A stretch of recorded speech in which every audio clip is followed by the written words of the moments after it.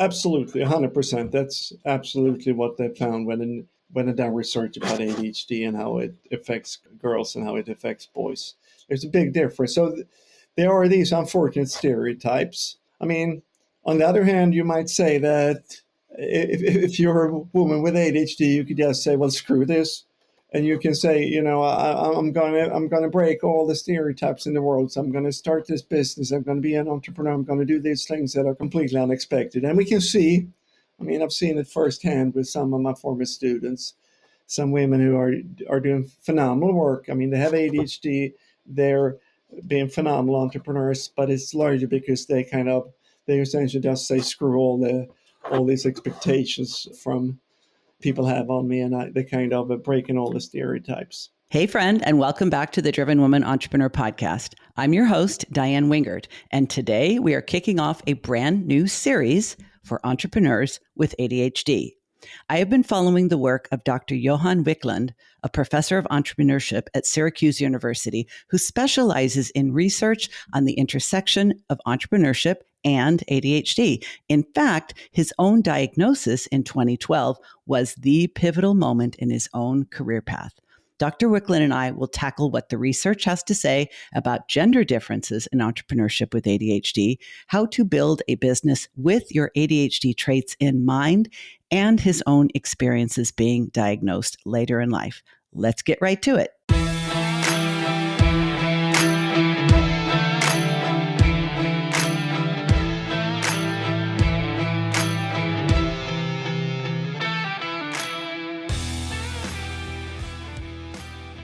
So one of my big beefs is that there's a ton of people who call ADHD the entrepreneur's superpower, while just as many people say it's a permanent ticket on the struggle bus. So I decided, instead of contributing to all the noise and nonsense on this topic, I was going to reach out to an actual expert, professor of entrepreneurship, who also happens to have ADHD himself. I'm welcoming Professor Johan Wiklund. Thank you very much, Diane. Happy to be here. So can we start with your personal story and how you got probably more obsessed with ADHD and entrepreneurship than anyone else I know of? Sure. Yeah, I'm originally from Sweden, moved to the U.S. and Syracuse University in 2008, and then through various things going on in my life, I actually got diagnosed with ADHD a few years later, 2012. And so I started reading as a scholar. I, of course, started reading the academic literature on ADHD. And I thought those psychiatrists, they were really, really excellent at pinpointing all the problems I had through my life. But then I also thought, I'm actually pretty successful. I have two wonderful kids that are doing well. I've been married for over 30 years. I'm a professor, doing well in my profession as well. So I thought to myself, am I being successful despite all these problems that those doctors have identified? Or could it actually be that I've been able to use some of these traits to my advantage? And the thing was that I couldn't really find anything at all in this academic literature talking about potential advantages of ADHD. And so the next thing I did was because I've been doing research on entrepreneurship for like 25 years now, I started seeing, is there a connection with entrepreneurship? So I thought, just as a hunch, there might be some connections. So what I did was I called one of the clinical psychologists at Syracuse University. I've never met him, never heard his name. So I just said, I'm a colleague over at the business school. Could I take you to lunch? There's something I want to talk to you about. And he said, sure. And so I took him to lunch and I said, I have this really weird hypothesis. I think there may actually be some positive sides to ADHD, and I think they might become particularly salient in the area of entrepreneurship. And so I just threw that out there. And as opposed to me, this guy, Kevin Anschel, he's a thoughtful person. So he took a good time thinking about my question, and he said, I think you might have a point there. It's nothing. I haven't ever seen anything in the literature. And he's been doing ADHD research for like 30 years. And he said, I haven't really seen anything at all out there, but it seems to make some sense. And I took that like as a ticket to say this can be a legitimate area of research. And as an anecdote, after a couple of years, I contacted one of the leading scholars in ADHD, and I said the same thing to him, and he said, "Oh, no, that can't be. I think you're completely misunderstood what ADHD is about." And then after I started collecting some evidence, a few years later, I reached out to him again, and he had to admit that, well, you might actually be onto something here. So I was very happy about that. So yeah, that's essentially where it started, and I've been doing research in this area ever since 2012. And when I first started out, it was actually me and two people over in the Netherlands that were doing research in this area. So we got together, and since then, I mean, I've been organizing workshops, I've been organizing special issues for journals, and we're actually built a bigger and bigger group of people in the field of entrepreneurship who are interested in this connection. And I think just last year, I think there were more than 20 studies coming out in that year alone. So this is an area that certainly is growing. And as you know, as you pointed to yourself in your introduction, there is a literature out there that talks about ADHD as a superpower, and in entrepreneurship specifically. And it's written by competent people. But at the same time, you know, most of what they're talking about has not been backed up by solid research evidence to date. But fortunately, now we're starting to get some evidence which in part supports some of the things people are claiming and contradicts this as well. So I'll be happy to unpack those kinds of things so we can see maybe where is the research at the moment and which things do we have support for and which don't we have any support for.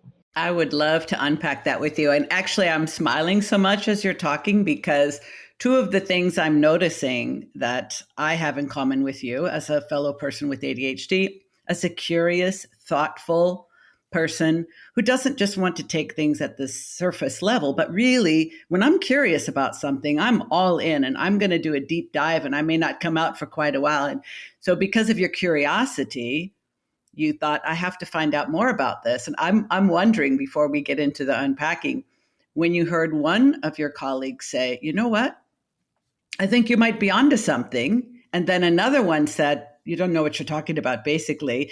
Was there something in you that said, okay, now I really have to do this because I have to know for sure which viewpoint is right, or maybe even a little, I got to prove this guy wrong? No, absolutely. I mean, it's so funny because if you look at, we can get into what ADHD actually is a diagnosis. I mean, as you know, it's a psychiatric diagnosis, and it focuses on inattention. You know, they having problems and focus on things that you find boring, but you Mm-hmm. might very well find being able to focus on things that you enjoy. And I think it's really interesting if you take that trait alone and then you kind of look at that through the lens of entrepreneurship. You can say, well, that actually gives you the ability to you're curious, you want to try out new things, you can multitask, you know, because you're easily distracted. You can do many things at the same time. So I think any of these kinds of, let's call them traits, you look at which have been identified as weaknesses in the literature, you might as well look at them from a different perspective from entrepreneurship, and you can see you can turn that into an advantage. Absolutely. As a matter of fact, several of your publications refer to one ADHD trait in particular as being highly correlated with entrepreneurship, and that is impulsivity. Exactly.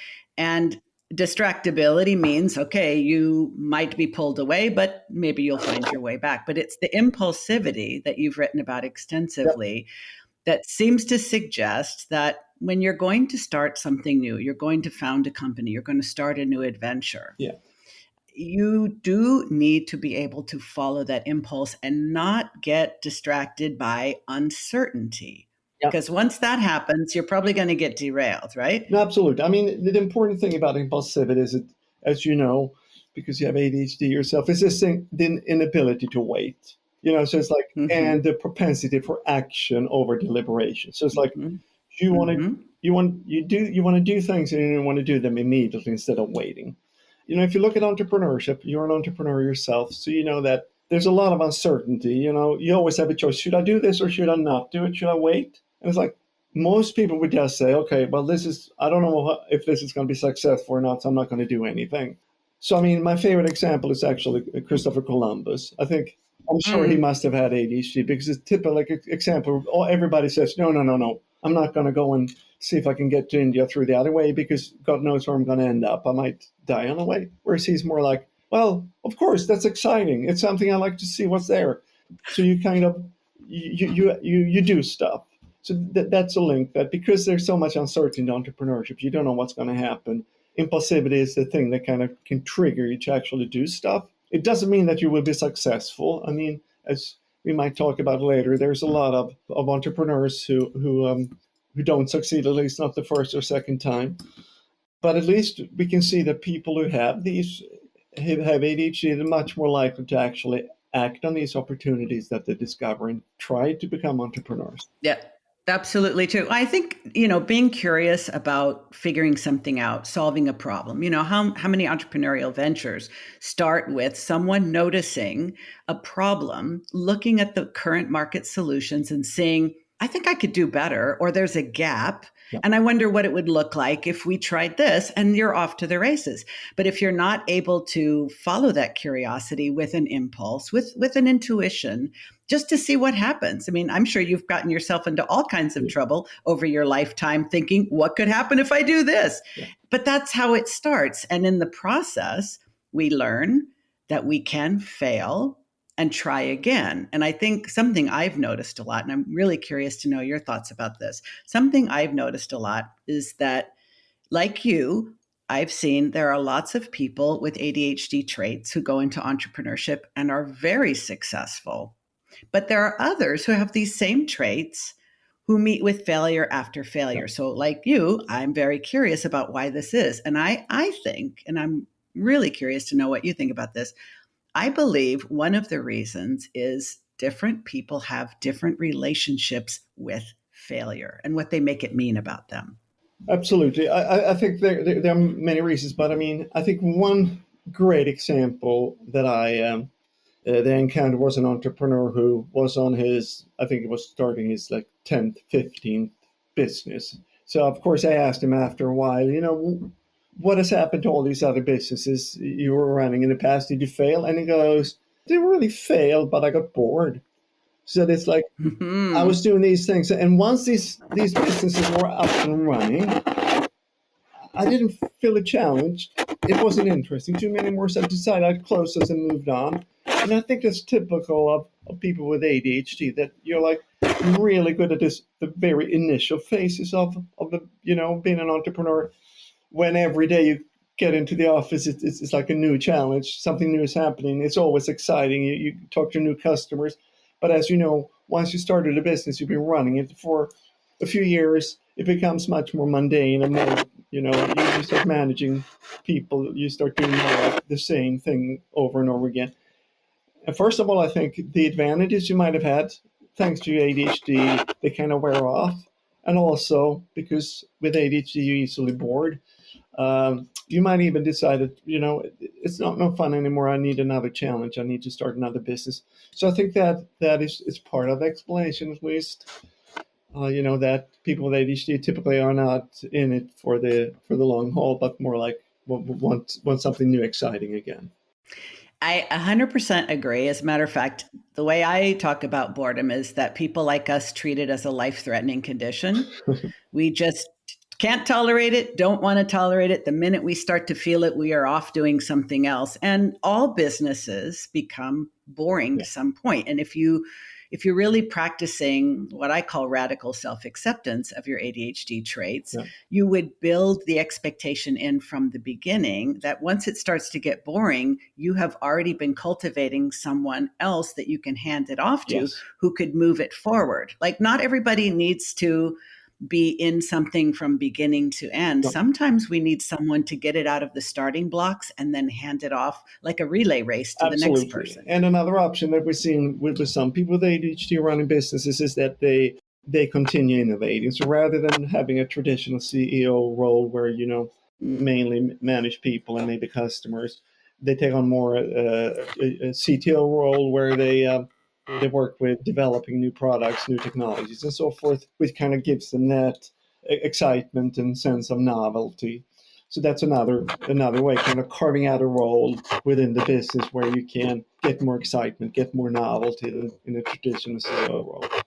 What do you think about the advice I often hear given to entrepreneurs? It says, well, you're the creative visionary, you're the idea person.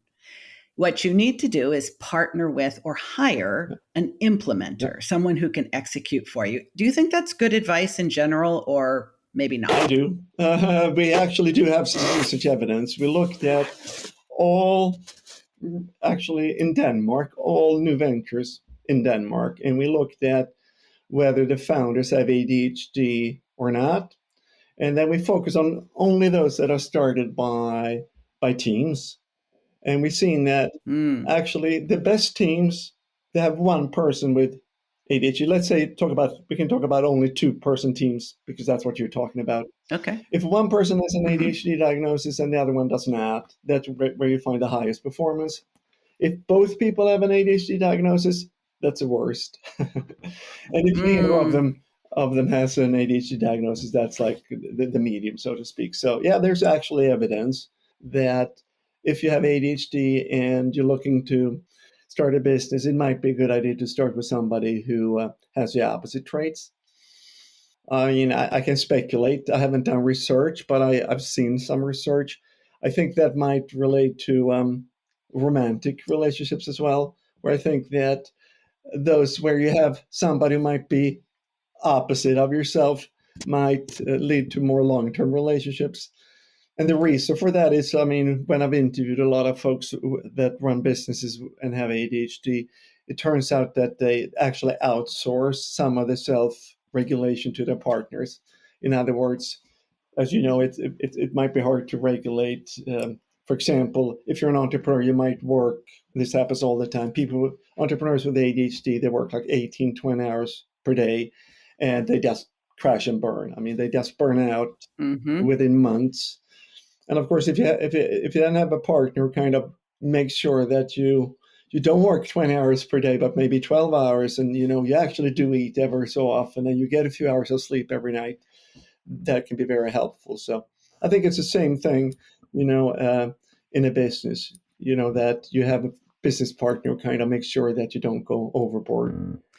So we've been talking a little bit about impulsivity Yeah. as being one of those ADHD traits that's probably pretty well suited for entrepreneurship, especially in fast growing industries like tech, for example. What are some of the other traits that you think are particularly well suited to entrepreneurship for those of us with ADHD? So, I mean, as you know, inattention or distractibility is a trait. So we know that people with ADHD have a hard time focusing on things that they find boring. On the other hand, people with ADHD are wonderfully good at focusing on things that they enjoy. I think the best example of that is probably Michael Phelps, the swimmer, who had an ADHD diagnosis since he was a child. I know that for 4 years, he swam every day, didn't even miss on Christmas Day or any other day of the year. So I think that that's actually an advantage, that once you find that thing that you really enjoy, you can hyper focus on that. We know a lot of kids with ADHD that tend to focus on video games, which isn't always the most productive thing to do. But I mean, you might be able to find other things that you really enjoy, and then you might be able to turn that into a business. So I would say that's another thing, this ability to hyper focus on the things that you find really exciting. And then we have this, I mean, if you think about ADHD, it's 3 things. It's inattention, it's hyperactivity, and it's impulsivity. So I've spoken a bit about impulsivity first, then about inattention, which can actually lead to hyperfocus. And then when it comes to hyperactivity, it's simply this work capacity. It's like, as an entrepreneur, you have to work a lot of hours, and people with ADHD have enormous work capacity. Very often, might need less sleep than the average person, and so forth. So I would say that's also an advantage. I mean, once you find that thing that you're really passionate about it, and you have ADHD, you can spend a lot of hours on that. And if you can channel that into your entrepreneurship, you can actually do very well. So let's now pivot to some of the traits that are not so helpful for entrepreneurship and probably not very helpful in other types of occupations either, like inattentiveness, like procrastination. That's Yeah, a yeah. biggie. I mean, so just as you're good at focusing on the things you enjoy, you're really bad at focusing on the things you don't enjoy. The thing is that even if you're an entrepreneur, the great thing about entrepreneurs is that you kind of create your own work. You create what you do yourself. At the same time, there's going to be things that are not as enjoyable, right? And the thing that every entrepreneur with ADHD I've ever interviewed, they all talk about accounting, doing the books. And that's like the thing. So, I mean, I met so many people that they just don't do it. They just don't do it. And after, whatever time the IRS comes running after them and they have to close the businesses. So my advice in that case is that, find somebody that could be like a friend, a spouse, a business partner, a professional person to do those things in the business that you don't enjoy doing yourself, because there will always be those kinds of things. So I think that's one of the downsides. I mean, you're more like a specialist than a generalist, you could say. Another thing has to do with structure. And I think this is like this thing where, as a person with ADHD, you like doing new stuff. You like improvising. You don't like routine when it's the same thing day after day. On the other hand, it's typically something that is good for you to have the structure, because otherwise you might go overboard. And that can be a problem in entrepreneurship, that nobody else is telling you, you have to be at work at 9, you work until 5, and then you go home. You can actually, as you know, a lot of people with ADHD have disturbed sleep patterns. So you might wake up like 4:30 in the morning and you're ready to, you're full of energy, ready to work. And I think it's like, there are two sides to that coin. On the one hand, you can work whenever you want, but on the other hand, you can go overboard and work way too much. And so I think putting some structure into your life, into your day, and so forth, I think is really, really important. So yeah, those are a couple of the challenges that I think people with ADHD run into. And I'll point out a third thing. I've done studies on self-care, both positive self-care, such as sleeping, eating, meditating, exercising, but also negative, such as, doing drugs and drinking alcohol and stuff. And what we can see there is that entrepreneurs with ADHD, they have greater vulnerabilities. And we can see that they're more likely to engage in negative self-care. And it also seems that the engagement in such stuff has a stronger effect in terms of both their business performance and their well-being. And conversely, if they do like meditate, sleep, eat, exercise, that seems to have a stronger effect than on the people without ADHD. So that will be another caveat, that you need to you can't get too absorbed by the business. You need to think about those self-care behaviors and make sure you create room for them.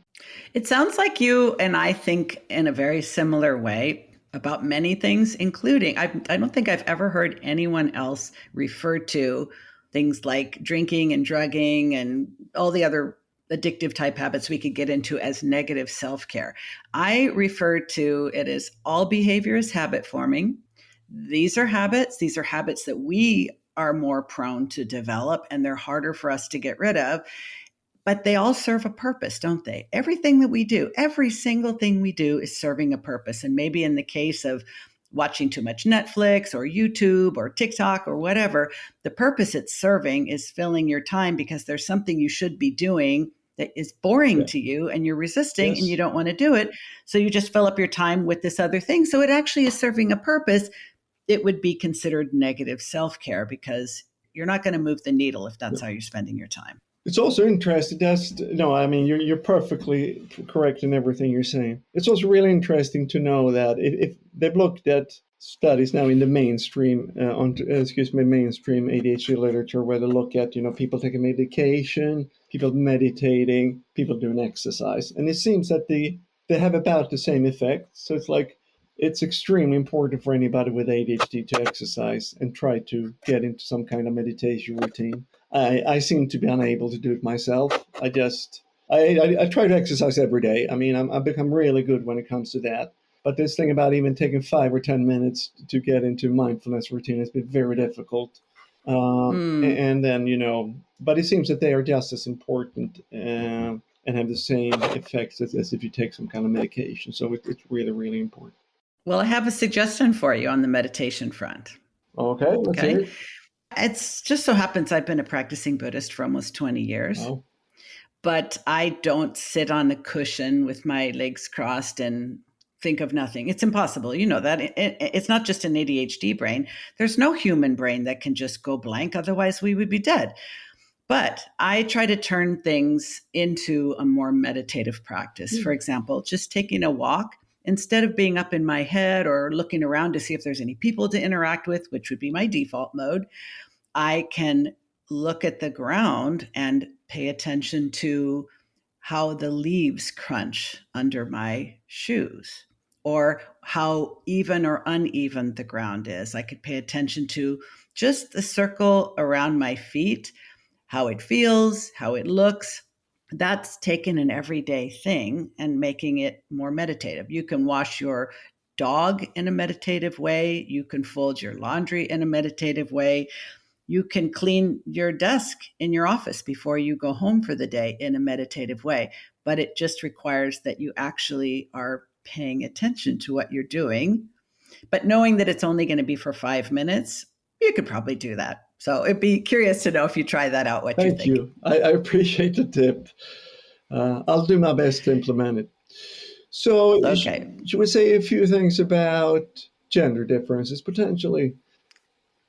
Yes, that's important. Something I know you haven't done a lot of research in that area. I'm doing it now, so you're absolutely correct. I haven't published, but we're doing that a lot now.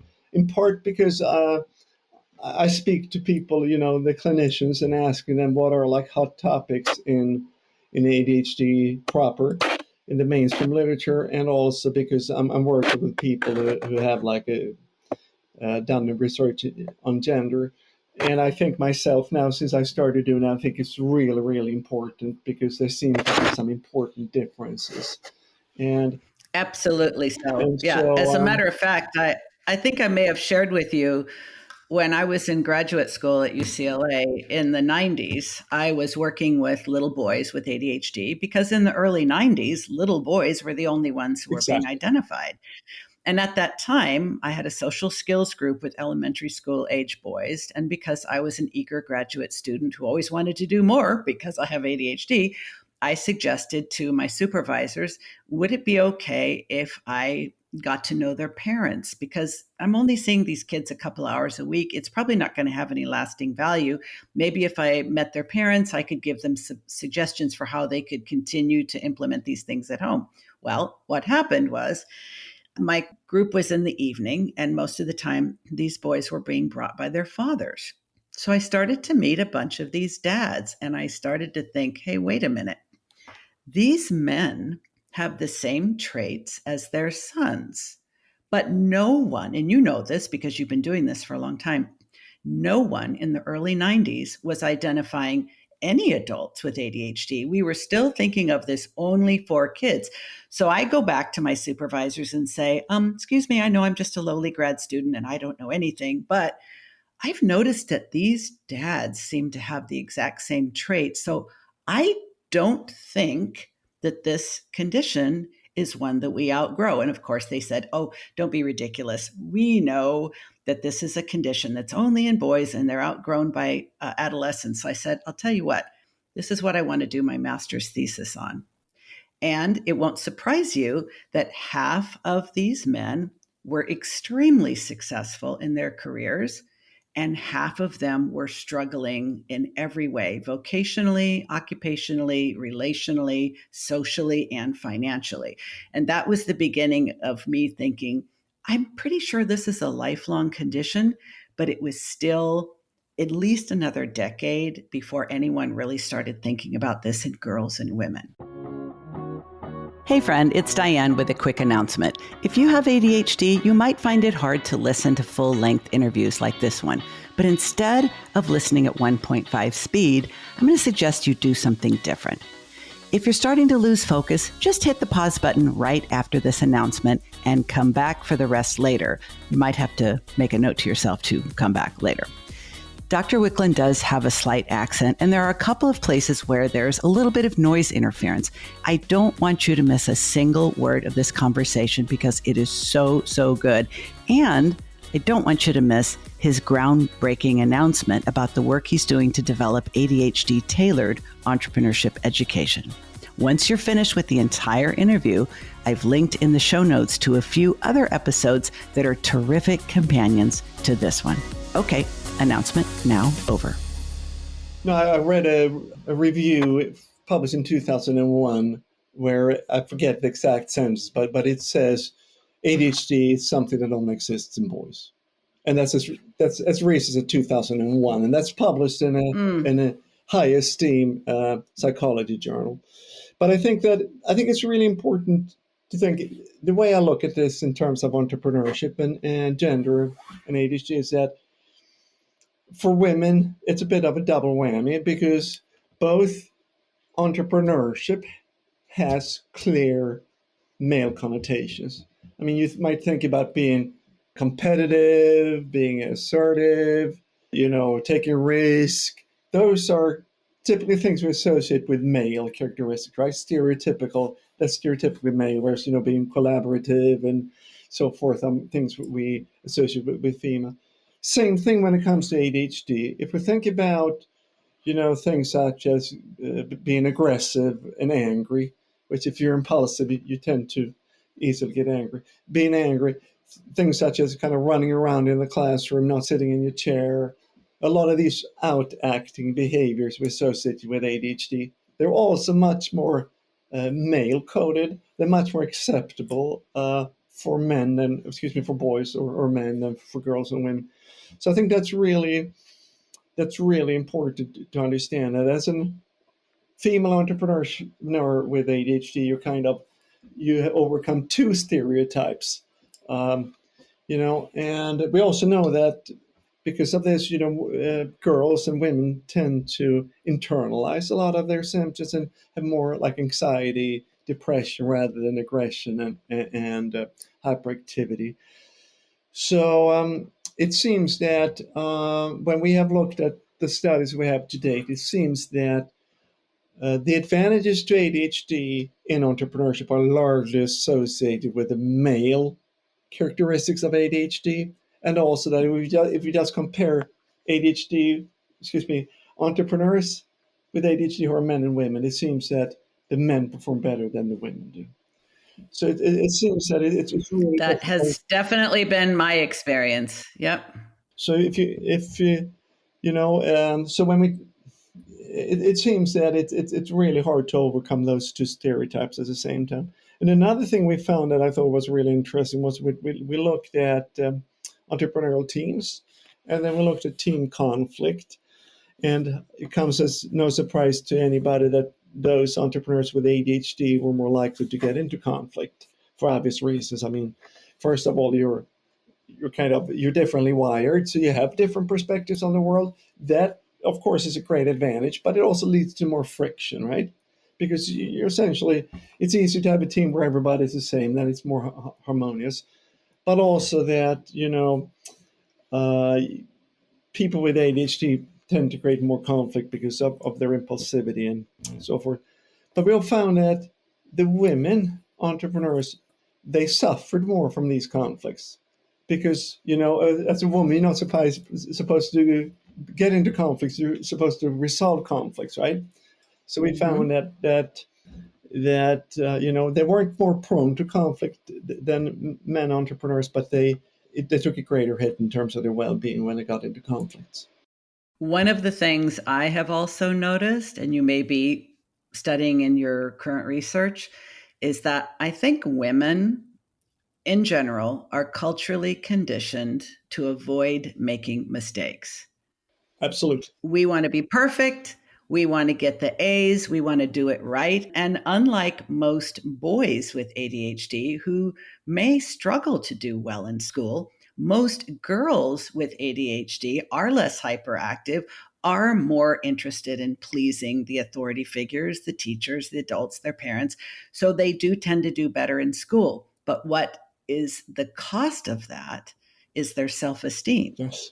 And is their willingness to take risks and do things where the outcome is uncertain because they've been conditioned to avoid mistakes. Whereas boys who are conditioned to, boys will be boys, right? Boys will go do things. They'll make mistakes. They'll fall down. They'll screw up. They'll cause fights. They'll cause conflict. But that's a very important distinction because they learn that you can make a mistake and recover from it. They learn that you can fail even repeatedly and eventually figure out what you need to do differently. Girls, by trying to avoid making mistakes, miss out on that very important of education that would make them better at entrepreneurship. Absolutely, 100%. That's absolutely what they found when they done research about ADHD and how it affects girls and how it affects boys. There's a big difference. So there are these unfortunate stereotypes. I mean, on the other hand, you might say that if you're a woman with ADHD, you could just say, well, screw this.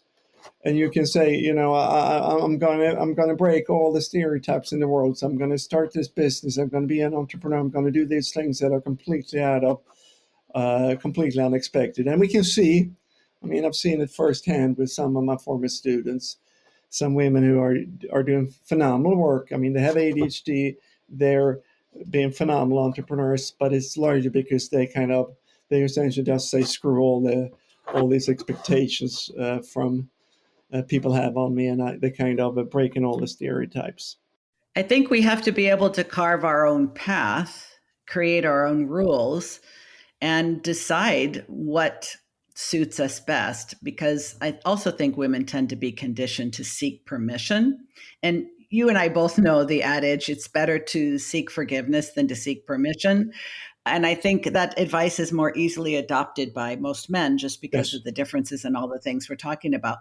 Something else I've noticed in your published research that I'm really fascinated by, and I wonder if we can unpack just a little bit, is like me, because I have a mental health background, I've noticed that some people who've experienced adverse childhood events, childhood trauma of a variety of kinds, they have impairments as a result of this pretty much for life, in spite of therapy and other types of treatments. Whereas some people, much smaller percentage, somehow their childhood adverse experience will trigger what I refer to as post-traumatic growth, and they develop resilience. I know at least one of your published works has talked a lot about that. Could we go into that just a little Sure. bit? No, that's a really important aspect of this, and it actually we can talk about it specific about like the traits of ADHD. I think like I can give you a couple of examples. I think that this thing about having any condition where dyslexia is another famous example, by the way, where you're Mhm. having problems in areas that other people find really easy. I mean, I can take myself as Mm. an example. It's kind of frustrating being a professor, and then virtually unable to fill out a form. I find it extremely difficult to fill out forms, whether it's on paper or whether it's online. My wife always has to help me do those kinds of things, right? But the thing is that if you learn from an early age to overcome those kinds of problems, people just they breeze through them. There's nothing for them, but for you, it's actually difficult. That actually builds tenacity and discipline, and that's really important in entrepreneurship. So I think that's one aspect that's important. The other thing we touched upon that when you were talking about gender differences. The other thing is this Mm. kind of failing. I mean, if you have ADHD because you procrastinate, because you have a hard time focusing on things that you find difficult, it's likely that you're going to fail, for example, in school at tests and whatnot, right? So you have this experience of failing. And that's also something that's really important in entrepreneurship because, whether we're talking about failing completely, going bankrupt or just failing in launching a product, failure is inevitably an aspect of entrepreneurship. So I think that those are two. And there's also a third thing where, like I mentioned with my own problems of filling out forms, I think when you have these problems in areas that others find easy, in order to, get through school and other situations in life, you need to seek help from others. So that's also something we need in entrepreneurship, So I think you're absolutely right. There are these things, you face these problems in childhood through your life that can actually become important aspects as you pursue entrepreneurship. Yes, I think resilience Yes. I really think resilience is probably one of the most important things. I said tenacity and discipline because I couldn't remember the word the word resilience at the moment. Well, and I feel like I want to apologize to you because you had to fill out a form to book this interview. And then there were some difficulties with the technology getting started to record this. And it's really kind of funny that after all the experience I have, all the experience you have, some of those old triggers are just so close to the surface because we were both getting frustrated with the technology, getting this call started. And I thought, oh no, he's just going to say, forget this. I don't want to talk to you anymore. This is too difficult, because I know that I have a low frustration tolerance and I have ADHD. So I'm assuming you do too. And I'm like, no, I got to fix this. Please give me a second. But not giving up got us to the point where we were actually able to have and record this very interesting conversation. So there's resilience in not giving up. Perfect. Yeah, you're welcome. So what do you think is going to happen in the future? Where do you see the future of your research going? Where do you see the trends in entrepreneurship going? And if someone is identifying as an ADHD entrepreneur who happens to be a female, because we have talked a little bit about some of the disadvantages, what advice would you give to her? You can address those in any order you like. Let's talk first about where I see things going. So I think that, as you may know, that the number of people being diagnosed with ADHD is increasing year by year.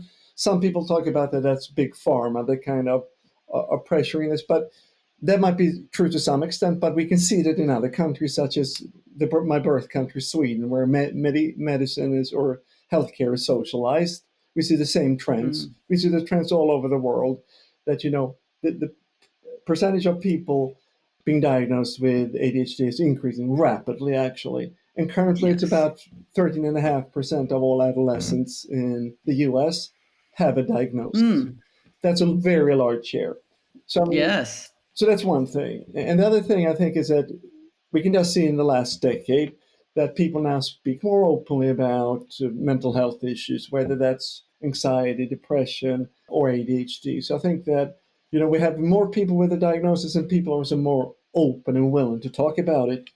So I think that it would just become more and more prevalent in society. And I think, for example, workplaces, they have now started talking about neurodiversity and the importance of